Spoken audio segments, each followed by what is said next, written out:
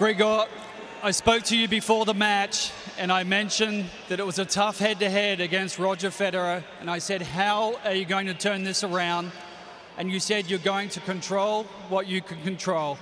How did you do it? It's been a while since I played on that court, so the first set I was a little nervous. I was just trying to find my rhythm around the court. He was serving really good, throughout the whole match, but the only thing I was telling myself is just to stay in the match, really stay in the match, and I knew physically I was feeling really, really good. Shoulder was holding up well.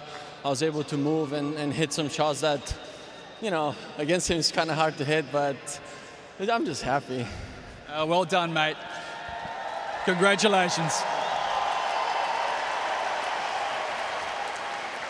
Before we talk more about your performance, a couple of words about Roger. I know you look up to him, and you guys are great friends. You practice together all the time. When did you notice that he seemed to be struggling a little bit? Well, I don't know. I think after that second set, I felt like I was getting a good stride on my shots, on my rhythm. I knew if I could stay with him it was a really long game. I think it was the fourth set. Yep.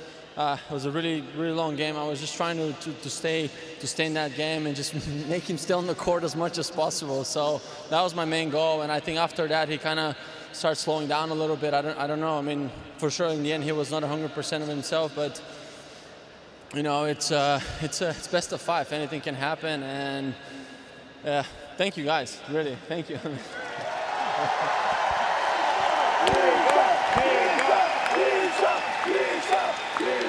I have a look over to your camp, to your coaching box.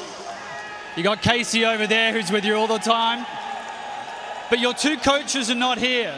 Andre Agassi, Radek Stepanek, they may have made the greatest coaching move of all time, and they decided not to come to New York to give you some freedom. Can you explain more about that? I wish I could. It's one of the toughest decisions I ever had to make, for sure.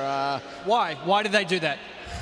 I don't know. Maybe they needed to, I don't know, kick my butt a little bit. I don't know, to wake up or something. But everybody in the box right now that is standing is, they're family to me. They're family, and even though Andre and Radek are not here, as I said, every night we're talking to each other and we're sharing a lot of thoughts.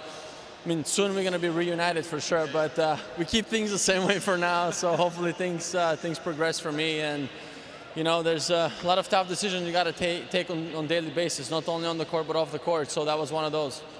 Daniil Medvedev in the semi-finals. You've been into the semi-finals of a Grand Slam before, second time into the semis. What's that feeling like, and what do you expect against Daniil? I don't know. I've played a couple of times against him. Clearly, he's been having a tremendous summer.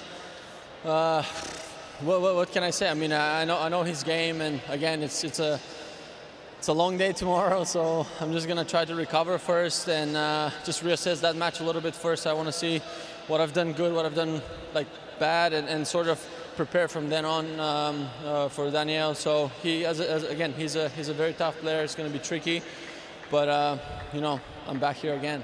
You put on an amazing show, Grigor. Well done. Terrific match into the semi-finals of the US Open again. Well done, Grigor Dimitrov.